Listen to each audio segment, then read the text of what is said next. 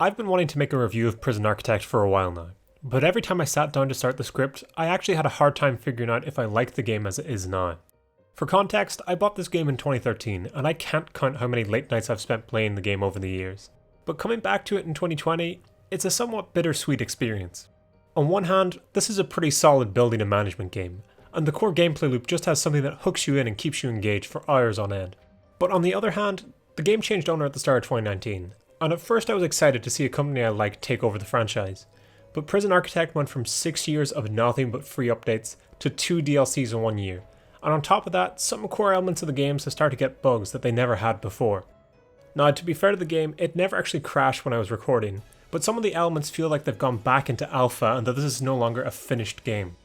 Now, the change in developers is a big enough topic, so I'll cover that later in the video, and it isn't all negative stuff. But just to give you a little tip, if you want to experience the game like it was in 2018, just go to Steam Properties and turn on the beta branch. This will download one of the last builds that the original devs made, though I don't know if this is intentionally on Steam, so it could get removed in future. Anyway, for the review, first I'm going to cover the base game, then touch on the changeover devs, and then wrap up on DLCs and some mods. So compared to some of my more recent reviews, this is going to be a bit more straightforward. So, as the name implies, in Prison Architect, you are the architect of a prison. Though aside from the building, you also manage all the day-to-day running of the prison as well.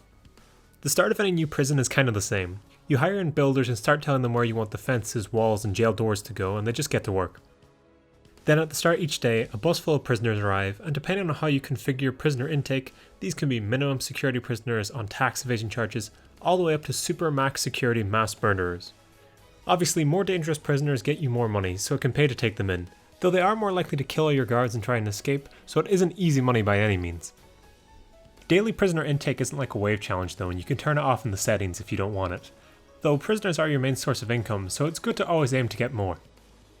Now there are other ways to make money. Your prison can access some government grants for a healthy cash boost, though they are normally tied to improving your prison, such as adding more cells, a shower room, health services, and so on.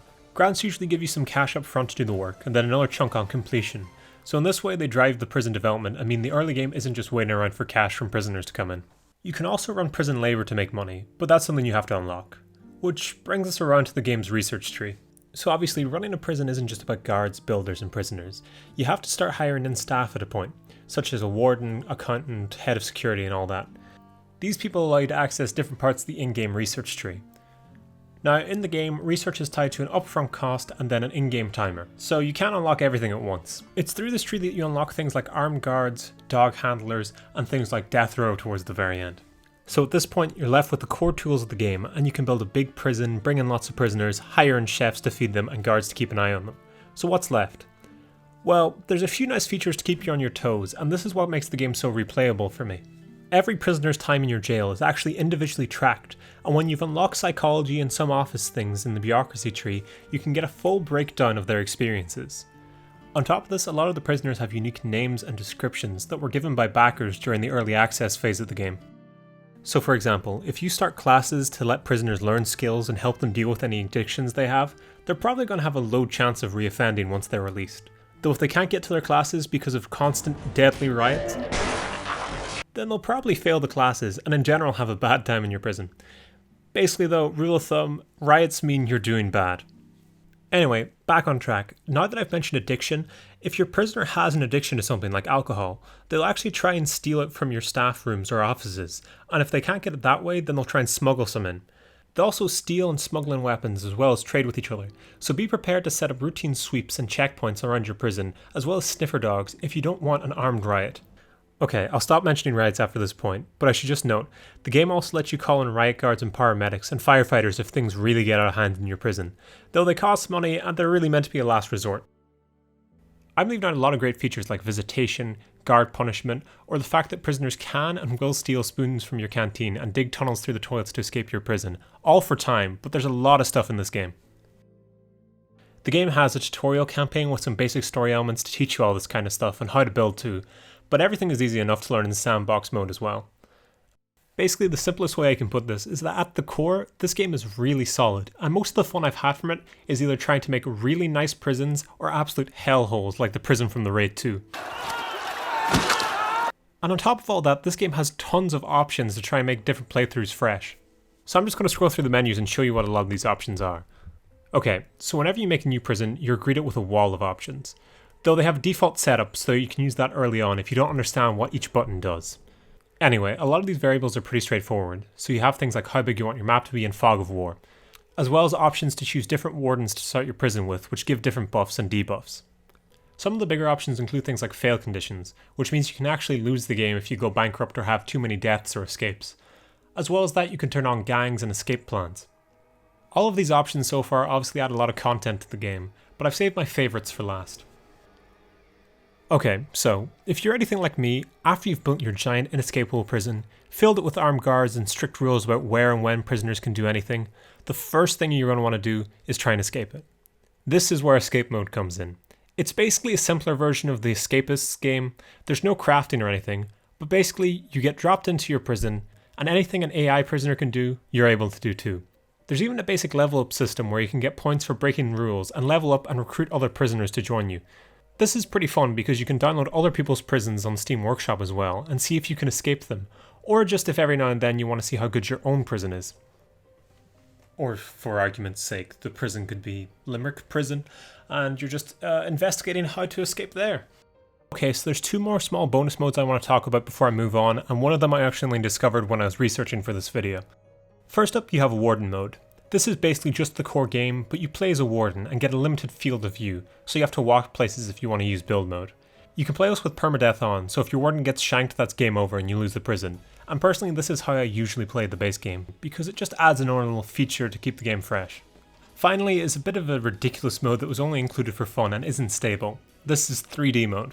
So to access it, you have to go to the extras menu and go down into the bottom left corner and click a little pie symbol, and this activates it. It adds another little layer to the game, kind of like Warden Mode. It's not crazy good, but it's fun to see your prisons from that dimension when you're so used to seeing them top-down 2D. And I feel it's just another example of the devs having fun with the game, but also wanting to add as many features as they could to it. Speaking of the devs, it's finally time to talk about the game's history, super quickly. So Prison Architect was originally developed by Introversion Software, a UK dev who've done some pretty interesting stuff over the years. Anyway, they nearly went bankrupt right before making this game, so it's really lucky it exists at all. Introversion announced the game in 2011 and did some crowdfunding and a humble bundle to get the game made, with early builds starting to come out in 2012. And this led to 3 years of pretty frequent alpha builds before hitting 1.0 in 2015. But then they spent another 3 years releasing free updates, adding an escape mode and multiplayer. Yeah, this game has a 4-player co-op multiplayer that I didn't even mention until now because this game has so much other content. So in the last few years the game got ported to a bunch of consoles and got a tablet version as well. These were mostly done by Double 11, who's worked on actually quite a few ports over the years of different games. So in early 2019, this is where Paradox Interactive come in. They buy the game for an undisclosed sum of money and hand development over to Double 11. I do think handing the game to Double 11 was a good decision, because since they'd ported the game onto multiple consoles, they had a pretty good feel for it. So Paradox hinted they might do some other stuff with the Architect franchise at some point, but for now, they've just been working on the base game. Okay, so I actually had a pretty big segment here about how the new devs broke one of the best missions in the tutorial campaign recently, and what it was meant to look like, and a workaround to it working, and all this stuff. But then, right before the video came out, the devs fixed it. So, good work. And I am being sincere when I say that, because while I would love to shit on the devs, they actually try their best to fix bugs. It's just sometimes when they fix old bugs, they introduce new ones, and it can feel like a bit of a juggling act, and it's frustrating. I guess it's finally time to talk about the DLC in this game before wrapping things up. So, if you look on Steam, the game actually has 4 DLCs, though I only counted 2 of them at the start of the video. This is because one of the DLCs is a digital art book and soundtrack, which, while it actually looks good, I don't really count as DLC because it's kind of separate from the game itself. The second DLC I didn't count is called Cleared for Transfer. This was released for free and was released after the first DLC but before the second. I should note before going into all of this though, that while the DLC doesn't have much of note, it is free, so there's nothing really to complain about here. I'm a bit cynical and feel that they made this a free DLC to stop fans being salty about the other paid DLCs. As I said, there's been plenty of free updates over the years to this game, and none of them have ever been counted as a free DLC. What's even stranger is that on the same day that the DLC released, there was a free update called The Bucket, so I don't know why this wasn't included with that update. Anyway, before I move on to the 2 paid DLCs, I just want to make a point before anyone gets mad. And I actually made this point in the Hearts of Iron video as well. I get that devs need to make money, and that DLC is a major part of that, and that I don't have to buy the DLC at all. So I don't begrudge the devs making DLC. It's just that after how amazing Introversion were with the game, adding big updates like entire women's prisons with new mechanics and adding babies and nurseries for prisons, all for free, you can really tell that the game changed hands and that there's new development philosophies at play. Okay, rant over, let's move on to the 2 paid DLCs. First up is Psych Ward Warden's Edition. This was added in November 2019, costs €6 and adds in criminally insane inmates. Basically with these new inmates, you can put them in padded cells and give them access to psychiatrists, put them in straitjackets that keep destroying things, and hire an orderlies to look after them. Or you could just ignore their special needs and put them in with the general population and hope they don't kill anyone. On top of that, it adds in 3 new wardens, 2 new dogs, and lets you have patrol cats instead of dogs if you want that kind of thing. Overall, I think this DLC is kind of cheap at €6, but it doesn't add much content. For the same price you can buy Townscapers, which is a great indie game, and I know for the price, Townscaper for me is way better value. The DLC also got kind of mixed reviews, which is why I feel it cleared for transfer was free a few months later. Anyway, time for the second paid DLC, Island Bound. This came out in June 2020, and while it's had quite a buggy launch, I will give it to the devs. In its first month, it's gotten 6 patches, so they didn't just send it out there to die, and they are working on it. The gist of this DLC is that you can now run an island-based prison, meaning unlike in the base game, you can't just get everything delivered by the road. So instead you have to build docks and helipads to get your stuff moved in. Or you can build a bridge, but that's kind of pointless for what the DLC adds.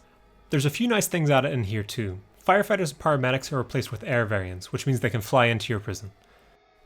Moving quickly through the rest of the DLC, it adds in some new objects and 2 new pre-built prisons. The first is the ruined version of Alcatraz, which allows you to build a new prison out of the ruins, and then the second is just a working version of Alcatraz. They're both kind of nice, but nothing really crazy for a DLC to be adding. I think this is definitely a more substantial DLC than the first one, but it cost €10 instead of 6, so it's yet again got mixed reviews. Look, so my final point on these DLC is that money's relative. So for some people they'll look at the content and think that's great value, but for me, neither DLC got me excited and I'm not going to buy them. DLC 1 is 63% positive with Steam reviews and DLC 2 is 40% positive. The base game actually has 91% positive, though since the takeover this has started to slip, so it used to be even higher. This is why when I came into the review I didn't really know what I thought, but now I'd say if you're interested, get the base game and just kind of pretend the DLCs don't exist.